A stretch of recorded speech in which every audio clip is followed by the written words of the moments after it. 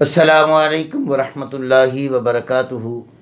मोहतरम ख़ातीन व हज़रात, हकीम ज़िया और मतब इब्न तबीब आपकी सेहत के हबीब की जानिब से आप तमाम अहबाब को अस्सलामुअलैकुम वरहमतुल्लाह। उम्मीद करता हूँ कि आप सब खैर व आफ़ियत से होंगे। अल्लाह की रहमतें, बरकतें और अल्लाह का करम और फ़ज़ल तमाम इंसानियत पर हो, ये मेरी दुआ है। मैं अपने टॉपिक पे आऊँगा हेपेटाइटिस सी पर और सोज़श जिगर पर एलोपैथिक और तिब्बे यूनानी का मैंने मुआजना आप अहबाब की खिदमत में रख दिया था। फ़ैसला आप पर छोड़ा हुआ है। अब चूँकि जिगर का उन्वान चल रहा था तो मैंने सोचा कि मैं जिगर के कुछ एक दो पॉइंट और भी हैं जो बाकी रहते हैं। वैसे तो बहुत बड़ा इल्म है, 100 साल भी अगर ये इल्म बंदा पढ़ता रहे तो इल्म आधा हासिल हो सकता है। इतना तिब का इल्म जो है वो वसी है। आज का जो टॉपिक मैं आपके सामने लेकर आया हूँ इसका ताल्लुक़ भी जिगर से है और इसका ताल्लुक़ जिगर के साथ साथ कुछ इस तरह से जुड़ता है। इसे हम ज़ोफ़े जिगर भी कहते हैं, इसे आम ज़ुबान में भुस भी कह लिया जाता है। इसे और आसान ज़ुबान में समझे इंतहाई खून की कमी हो जाती है और जिस्म इंतहाई ठंडा और बर्फ़ जैसा रहता है। और इस ज़ोफ़े जिगर की असल वजूहात क्या होती हैं और ये क्यों होता है, इसके नुकसानात क्या हैं और इसको कैसे कंट्रोल किया जा सकता है, आज इस वीडियो में मैं आपको इंशाअल्लाह इसकी तरफ लाऊंगा। तो अज़ीज़ान मोहतरम, आइए शुरू करते हैं। जैसा कि आपने हेपेटाइटिस सी के उन्वान में देखा कि गर्म खुश्क और खुश्क गर्म, कसरत से अद्वियात और कसरत से ग़िज़ाइयत जब आप ऐसी लेते हैं तो आपके जिगर में पैदा होने वाले ब्लड की कैफियत जो है वो कैसी हो जाती है और बज़ाते ख़ुद जिगर की जो खुराक बनता है बाइल, उसके अंदर मुख्तलिफ़ जहरीले मवाद और जहरीले जरासीम बनकर उसकी कैफियत क्या हो जाती है, ये आपने जाना। आज हम उससे हटकर देखेंगे कि जब ज़ोफ़े जिगर हो जाता है, अब ज़ोफ़े जिगर है तो उसके साथ साथ इज़्मे जिगर भी हो जाता है और अगर इज़्मे जिगर हो गया तो इज़्मे तिहाल भी हो जाता है, यानी आपकी स्प्लीन और तिली भी फूल जाती है। तो आइए इस टॉपिक में मेरे साथ पूरे ध्यान से तवज्जो से रहिए, आपको इंशाअल्लाह बहुत नफ़ा मिलेगा और बहुत आसान तरीके से आप समझ पाएंगे। जब हम कोई भी ग़िज़ा खाते हैं, क्योंकि ये टॉपिक भी नया है, उन्वान नया है और मर्ज़ भी आपके सामने पहली दफ़ा रख रहा हूँ, तो मुझे थोड़ा सा आप टाइम दीजिएगा ताकि आपका और मेरा वक्त ज़ाया ना हो और ये वक्त जो आप यूट्यूब को दे रहे हैं ये आपका कीमती बन जाए, आपको फ़ायदा होगा। और सबसे बेहतरीन जो फ़ायदा है वो आपकी सेहत ठीक होने से ही आपके ज़िंदगी के पूरे कारनामे अदा होंगे। अगर आपकी सेहत ही ठीक नहीं है तो फिर आपकी ज़िंदगी की भागदौड़ बेकार नज़र आती है। इसलिए अर्ज़ कर रहा हूँ कि मतब इब्न तबीब चैनल को आप थोड़ा सा टाइम दें, आपकी सारी इंशाअल्लाह परेशानियों का हल इसमें आता रहेगा और आ रहा है। अब चाहे बच्चा हो, चाहे बूढ़ा हो, चाहे नौजवान हो, जब वो कोई भी ग़िज़ा खाता है तो उसकी ग़िज़ा हज़ूम के प्रोसेस से गुज़र कर, अब यहाँ मैं हज़ूम का कोई ऐसा ज़िक्र नहीं करूँगा कि मेरी वीडियो का टॉपिक जो है वो बदल जाए, ये इंशाअल्लाह फिर आपको हस्बे वादा बताऊँगा। तो उस ग़िज़ा के अंदर जब आसाबी रतूबात, माई मादे, जब रतूबतें जो आपके नर्वस टिश्यूज़ कहलाते हैं, जब उनकी ग़िज़ाइयत ज़्यादा बढ़ जाती है तो ये चूँकि कच्चा खून होता है और जिसे हम बलगमी मादा, माई मादा कह लेते हैं, माहियत कह लेते हैं हम अपनी थ्योरी में, इसकी माहियत ये होती है जैसे आप कद्दू, टिंडा, पेठा, गाजर, मूली, इस तरह की पानी वाली लिक्विड चीज़ें ज़्यादा लेते हैं, या तो ये इसके हो गए मादी असबाब। अब देखिए नफ्सियाती असबाब पर भी, जब आप इंतहाई सर्द मौसम में रहेंगे, जब आप पानी के माहौल में ज़्यादा रहेंगे, जब आप समंदरी कश्तियों और जहाज़ों का सफ़र ज़्यादा करेंगे, जो कि आज से पहले हुआ करता था, अब तो सिर्फ बिजनेसमैन या मजबूर मछली वाले फिर रहे हैं समंदरों में, सैर व सियाहत वाले भी जाते हैं, लेकिन पहले हुआ करता था महीनों का सफ़र। तो ये आसाब इंसान के मुतासर हो जाते थे, असाब की तहरीक बढ़कर खून के अंदर खारीपन, पतलापन और बलगमी मादा ये बढ़कर इंसान के खून के अंदर पुख्तगी का अमल कमज़ोर हो जाता है। और ये पुख्तगी इंसान की पोर्टल वेन से जब आपकी ये ग़िज़ाएँ लीवर की तरफ कन्वर्ट होती हैं, खून के प्रोसेस से निकलने के लिए, जब ये तैयार होने के लिए खून जाता है आपके लीवर में, क्योंकि आपके मैदा से लेकर इंटेस्टाइन तक, आपकी आंतों से, फिर पोर्टल वेन से आगे जाकर यही मरहला कच्चे खून का लिक्विड, जिसे हम कैम्यूस और फिर कैल्यूस की शक्ल में लीवर को देखते हैं, आता है। तो लीवर इसे वहाँ एक प्रोसेस करता है, पकाता है, इसे इस्तेहाला करता है, यानी तहलील करता है। आप यूँ समझिए जैसे एक अरक की करम्बीक लगी होती है ना, तो उसमें आपका अरक अलग हो जाता है और फुजले अलग हो जाते हैं। यही सारा प्रोसेस लीवर में जाकर आपके बारीक बीनी से, बारीक छानियों से ये छनता भी है, उबलता भी है। कोई मवाद आपका मनी बन जाता है, कोई मवाद आपका पसीना बन जाता है, कोई मवाद आपका मैदे में जब छन्नियाँ लगती हैं साफ़ होता है, पखाना बन जाता है, कोई पेशाब बन जाता है। तो ये फिर हजूम का प्रोसेस इंशाल्लाह मैं बताऊंगा। लेकिन अब यहाँ देखिए ये खून का प्रोसेस है कि जब आप ग़िज़ा खा के पोर्टल वेन से लीवर को जब सप्लाई के लिए चली जाती है, तो सारी ग़िज़ाएँ ऐसी होती हैं, या नफ्सियाती असबाब, कैफियाती असबाब, खिलती असबाब, मादी असबाब, असबाब साबका वासला, ये बड़ी तफसीलें हैं। लोग कहते नहीं हकीम कुछ जानते ही नहीं हैं। तो मैं अर्ज़ ये कर रहा हूँ, इस्तेहाला आपकी ग़िज़ा का जिगर में जाकर इस्तेहाला होता है, हल होती है। जैसे आप कोई हंडिया पकाते हैं ना, तो कोई चीज़ जितनी सख्त होती है उतनी ही आपको आग और हीट और हरारत ज़्यादा देनी पड़ती है। हद से ज़्यादा आ गई तो जल जाएंगी आपकी ग़िज़ाएँ भी और जुज़्वे बदन होने वाले मवाद भी, तो वो हेपेटाइटिस की तरफ बदल जाएंगे, सी की तरफ। और अगर हद से ज़्यादा आपकी आग हल्की हुई या आग आपकी पूरी है और चीज़ें आपने इतनी ठोंस ली हैं कि वो पूरी आग उन्हें पका नहीं सकती, इस्तेहाला नहीं कर सकती, उनका फिल्ट्रेशन सिस्टम नहीं सही हो रहा, तो फिर क्या होगा, वो कच्ची ग़िज़ाएँ रहकर बलगमी मादा, माई मादा, आबी मादा, नर्वस टिश्यूज़ की ज़्यादती होकर आपके ब्लड की जगह पर आपका रेड पिगमेंट जो है, जो कि लीवर ही पैदा करता है, जो रेड पिगमेंट आपका वो बनना बंद हो जाएगा।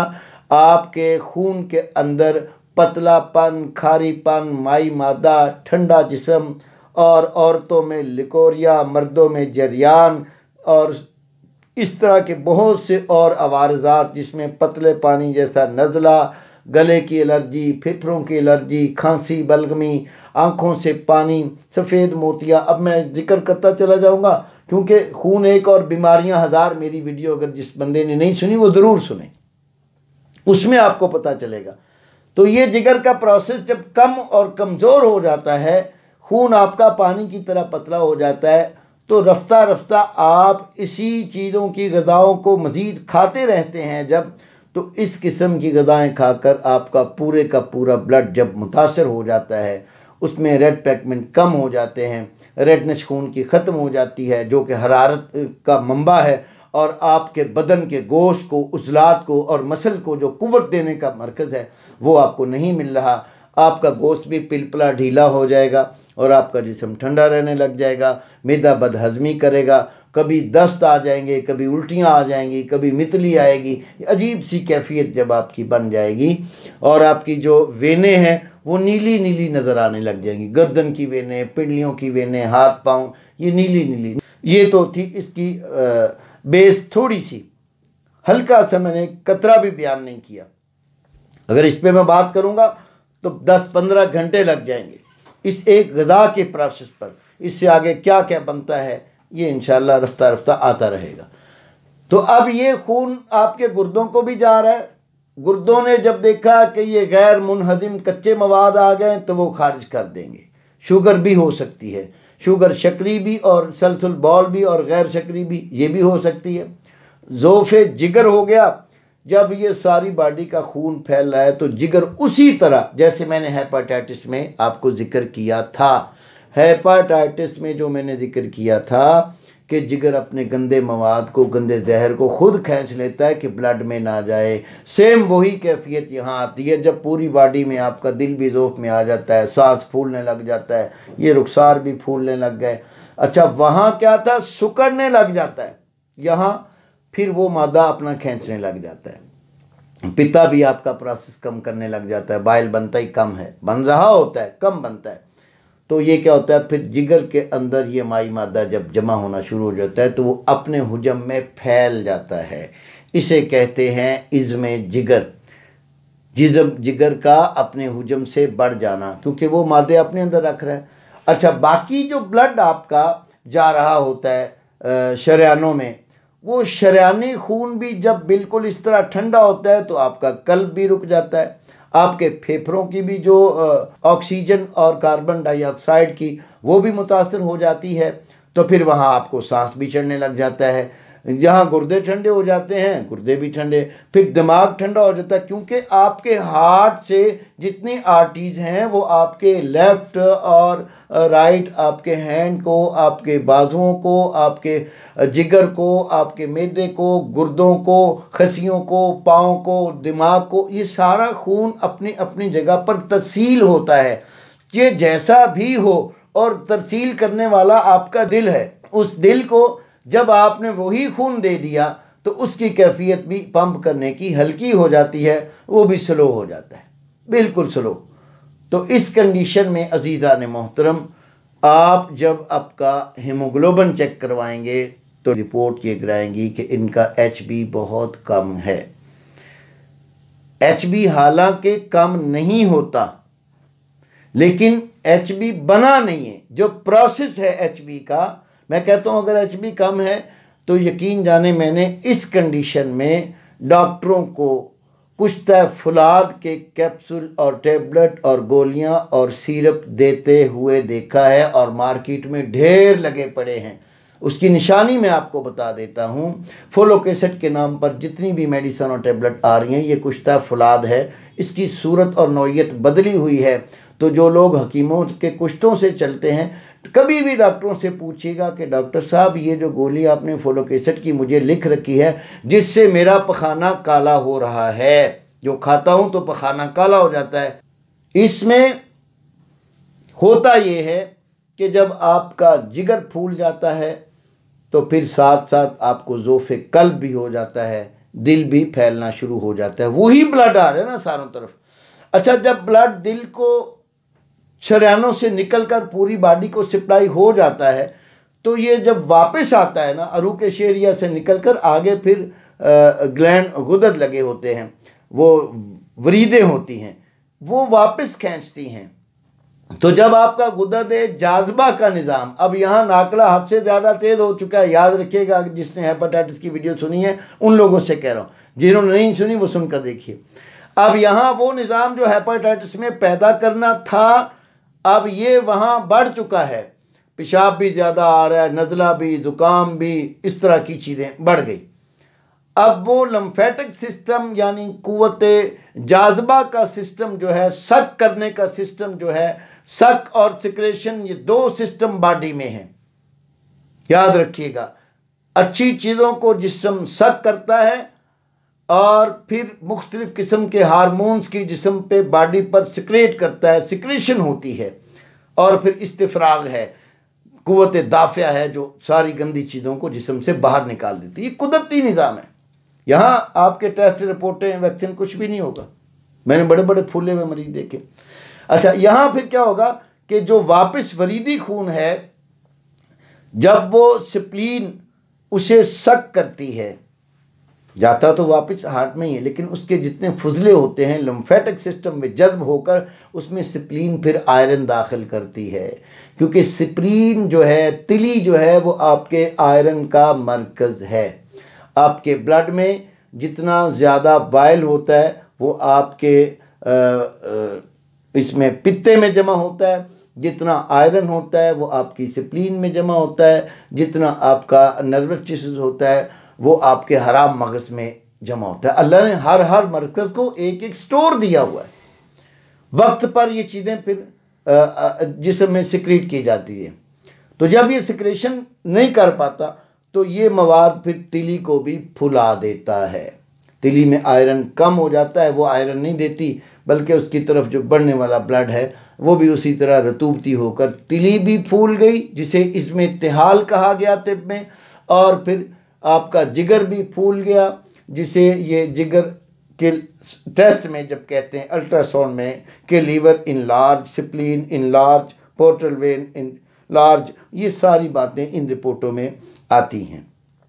अब मसला असल जो है उसकी तरफ आते हैं। ये तो मैंने आपको इसकी बेस बताई है कि यहाँ जब खून की कमी हो जाती है तो फिर उस बंदे को क्या करना चाहिए।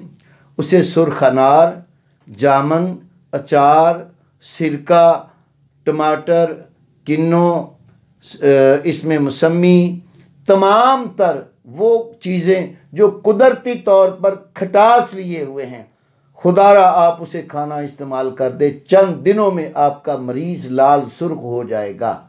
और कहीं किसी आला तबीब से समराती फुलाद बना हुआ जो फलों के जूस से तैयार किया जाता है, 4-5 साल लगते हैं इस फुलाद को तैयार होते हुए। मैं इंशाल्लाह कर रहा हूँ, आज सातवां साल उसे लग रहा है। इस गर्मियों में उसे निकालूंगा। वो 7 साल में तैयार हुआ है, मुख्तलिफ़ किस्म के जूसेस डाले हैं उसमें, तो वो तकरीबन 8 kg है। अल्हम्दुलिल्लाह वो तैयारी में आ चुका है। चंद खुराकें दही में डालकर आप किसी आला तबीब से सुबह खाली पेट और शाम खाली पेट उसे फुलाद दें, और ये जो मज़कूरा चीज़ें मैंने बतलाई हैं वो खिलाएं, और आप 1 महीना इस पर अमल करके उस मरीज़ का दोबारा HB कराएं। जहाँ 6 था, 7 था, 8 था, 10, 12, 13 तक आ जाएगा। 2-3 महीने ऐसा अमल कर लें तो आपका जो है मेल फीमेल का फ़र्क जो है 14 से 16 तक मर्द का और 14 से 15 तक औरत का, ये पूरा हो जाएगा। और इसमें जितनी बीमारियां हैं, लिकोरिया भी, इसमें बलगमी खांसी भी, इसमें जितनी रतूबात आपके जिस्म से डिस्चार्ज हो रही थी वो सब की सब रुक जाएंगी। और जितने मसल आपके कमज़ोर हो रहे थे, खून के रेड पिगमेंट तेज़ी से बनना शुरू हो जाएंगे, तो आपकी सेहत, जवानी बहाल हो जाएगी, कुव्वत, आपकी ताकत वापस आ जाएगी। ये है वो इल्म मेरे दोस्तों जो इदारा इब्ने तबीब आपसे शेयर कर रहा है। आज इंशाल्लाह इस मौजू पर हमने इज़्मे जिगर, इज़्मे इत्तिहाल और ज़ोफ़े जिगर और भुस और कमी खून के उन्वान पर ये मैं थोड़ा सा एक नॉलेज आपके जो मुनासिब था आपके सामने रखना वो मैं लाया हूँ। लंबी बहसें इंशाल्लाह मैं करता रहता हूँ, वो अल्लाह खैर करेगा, इल्मुल अब्दान में लाऊँगा। तो अल्लाह पाक से दुआ है इन्हीं अल्फाजों के साथ हकीम मोहम्मद ज़िया की ये हाज़री और मतलब इब्ने तबीब की टीम की हाज़री आप अपनी खिदमत में कबूल कीजिए। और अगर आपको ये वीडियोस पसंद आ रही हैं तो आप ज़रूर आप अपने दोस्तों से शेयर कीजिएगा। और एक अगली बात, इंशाल्लाह कुछ अरसा बाद मैं ऐसी मेहनत कर रहा हूँ कि मैं जिस चीज़ की वीडियो, जिस मर्ज़ की वीडियो बनाऊँगा, बहुत सारे दोस्तों की कॉल्स आती हैं, जी मुझे फ़ौरी इसका कोर्स भेज दो, वो कर दो। अब यकीन जाने इतना टाइम ही नहीं होता। हाँ, अब इंशाल्लाह कुछ मैंने वर्कर बढ़ाए हैं, अब काम थोड़ा सा आपकी खिदमत तक पहुंचाऊंगा। फिर हर वीडियो के साथ उस मर्ज़ का एक कोर्स तैयार करके रखूंगा जो आप दोस्तों तक पहुंचेगा। हाँ, ये कोर्स मेरा मुकम्मल शरबत अल हदीद के साथ तैयार है, ज़ोफ़े जिगर का। ये तकरीबन 2 माह का कोर्स होता है और HB का लेवल मैं हर मंथ लेता हूँ। इंशाल्लाह मुकम्मल खून ठीक हो जाता है। मज़ीद आप कोशिश किया करें कि पेशेंट को ऑनलाइन चेकअप कराने पर पूरी जो मेरी रिक्वायरमेंट है वो पूरी किया करें, और व्हाट्सएप पे कॉल ना किया करें, सिर्फ ऑडियो क्लिप भेजा करें। और एक गुजारिश आपसे ये करनी थी कि वीडियो कॉल बिल्कुल कतअन ना किया करें। बाद गैर मुल्की ओवरसीज़ पाकिस्तानी हैं, बहुत वीडियो कॉल करने की कोशिश करते हैं, और बाद लोग जो हैं वो जनाब दिन ब दिन लगे होते हैं धड़ाधड़ काल, कोई नमाज का ख्याल नहीं होता, कोई सोने का ख्याल नहीं होता। तो इस तरतीब से ना करें मेरे भाई। सिर्फ जो रिक्वायरमेंट आपको मिल जाती है, ऑटोमेटिक वीडियो आपको मिलती है, उस पर आप अमल करें और इंतज़ार करें। हज़ारों लोगों के राब्ते हैं, एक दो बंदों के लिए मैं ये काम नहीं कर सकता। और पूरा पूरा अपना नाम पता एड्रेस दिया करें ताकि आपकी खिदमत में मैं जो कोशिश कर रहा हूँ उसमें कोई कोताही ना हो। इन्हीं अल्फाजों के साथ हकीम जा को इजाज़त दीजिए। अस्सलामु अलैकुम वरहमतुल्लाहि वबरकातुहू।